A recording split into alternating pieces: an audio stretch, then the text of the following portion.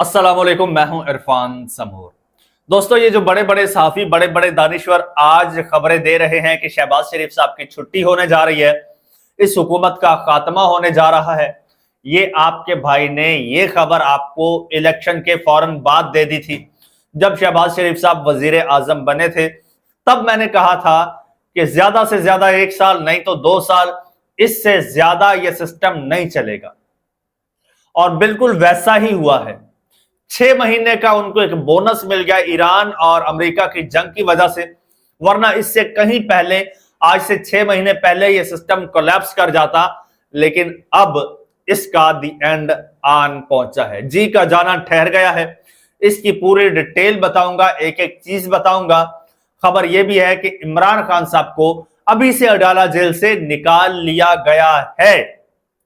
दोनों खबरें बहुत बड़ी हैं, हैरान कुन है जो आपके साथ शेयर करने जा रहा हूं। लेकिन उससे पहले नए आने वाले दोस्तों से गुजारिश है कि यह चैनल आपका अपना है, अगर अभी से इसको सब्सक्राइब कर लेंगे तो आपके लिए यह फायदा होगा कि आने वाली जो पूरी सीरीज है, आप इस हुकूमती दीवार को गिरता हुआ अपनी आंखों से देख सकेंगे।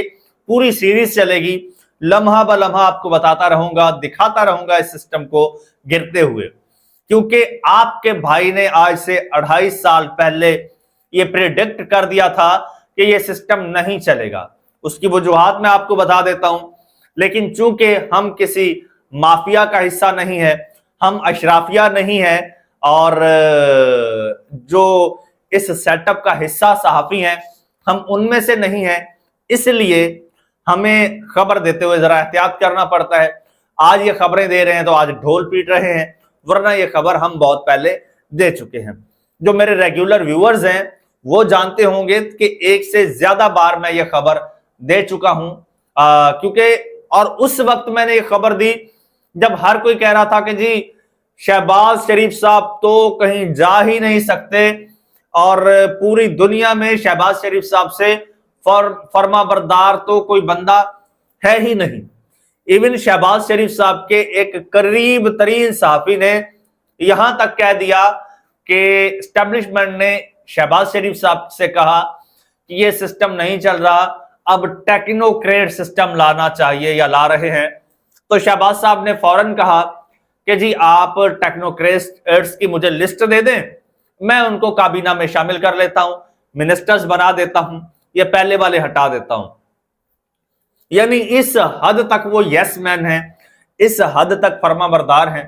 तो ऐसा बंदा भला किसको खटकता है? इससे अच्छा प्राइम मिनिस्टर या इससे अच्छा एक कुर्सी वाला बंदा किसी को मयसर होगा? कभी नहीं।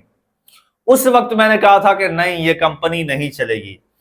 सोहेल वड़ाई साहब आज दावा कर रहे हैं, आपके भाई ने बहुत पहले किया था, और सोहेल वड़ाई वही बातें कर रहे हैं जो आपके भाई ने आज से 2.5 साल पहले की थी। मैं इनको जानता हूं, मुझे इनकी काबिलियत का पता है। ये झूठ के मीनार खड़े करते हैं और वही मीनार इनके ऊपर गिर जाते हैं। अब भी ऐसा ही हुआ है दोस्तों। इन्होंने हमेशा हमेशा इन्होंने मसनूई तरीके से डॉलर को रोका, मसनूई तरीके से इन लोगों ने, इनका जब भी इक्तदार आया, महंगाई को कंट्रोल किया। आपको याद है यही इसाक डार साहब वजीर खारजा हुआ, वजीर खजाना हुआ करते थे, मसनूई तरीके से रोका था डॉलर को। फिर जब इनका सिस्टम गिरा था तो डॉलर को कैसे पर लग गए थे। इस बार उससे मुख्तलिफ नहीं है, उसको हटा दिया गया। अब सीन ये हुआ दोस्तों, अब और बिल्कुल अब वजूहात भी सुन लीजिए, किन वजूहात पर हटाने जा रहे हैं जो मैंने आपको पहले बताई थी। सोहेल वड़ाई साहब लिखते हैं कि हुकूमत गिरने के 3 फैक्टर्स होते हैं। पहला फैक्टर यह होता है कि एस्टेब्लिशमेंट के साथ हुकूमत की लड़ाई हो जाए, सेम पेज फट जाए। वो तो बिल्कुल ठीक है, सेम पेज तो बिल्कुल ठीक है, कोई खतरा नहीं है।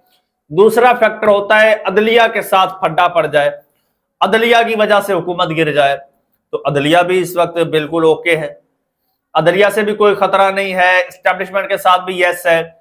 तीसरा होता है हुकूमत की अंदरूनी लड़ाई, ग्रुपिंग, धड़ाबंदी। हुकूमत के अंदर भी ऐसा कुछ नहीं है। यानी तीनों फैक्टर पॉजिटिव हैं, शहबाज शरीफ साहब के हक में है। इसके बावजूद हुकूमत गिरने जा रही है। अगले 2 फैक्टर, एक फैक्टर मुल्क में मईशत को संभालना, मईशत को कंट्रोल करना, और दूसरा मुल्क में स्टेबिलिटी लेके आना, पॉलिटिकल स्टेबिलिटी। शहबाज शरीफ साहब दोनों में ही नाकाम रहे हैं, और मैं ये बारहा कह चुका हूं कि जब तक मुल्क में पॉलिटिकल स्टेबिलिटी नहीं आएगी तब तक फाइनेंशियल स्टेबिलिटी नहीं आएगी। चोरी का मैंडेट, पीटीआई ने इतना इनको रगड़ा कि चोरी का मैंडेट है कि कोई इन पर यकीन करने के लिए तैयार नहीं है, कोई इनको पैसा देने के लिए तैयार नहीं है। और ये शहबाज शरीफ साहब मुसलसल 5वां बजट पेश कर रहे हैं, आज तक ये मईशत को ठीक नहीं कर पाए।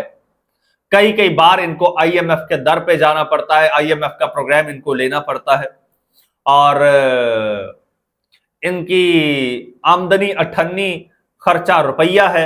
अब खर्चे पूरे नहीं हो रहे, अब विफाक के पैसे पूरे नहीं हो रहे, और तो और इस वक्त हमें चारों तरफ से दिफा के मसाइल हैं। दुश्मन हमारे दरवाजे पे खड़ा है, दुश्मन को हम जरब लगा चुके हैं, वो अपना बदला लेने के लिए पागल हुआ बैठा है, और यहां हमारे पास दिफा के लिए पैसे ही नहीं है।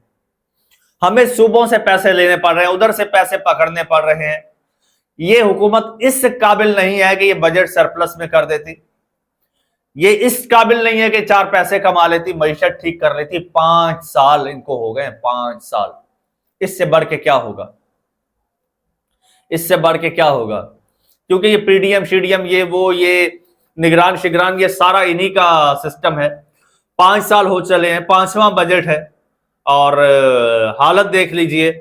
इनके अपने वो वजीर हैं हुज़ैफा रहमान, वो कह रहे हैं जी ये हुकूमत जो है वो फाइनेंशियल टारगेट्स अचीव नहीं कर पाई।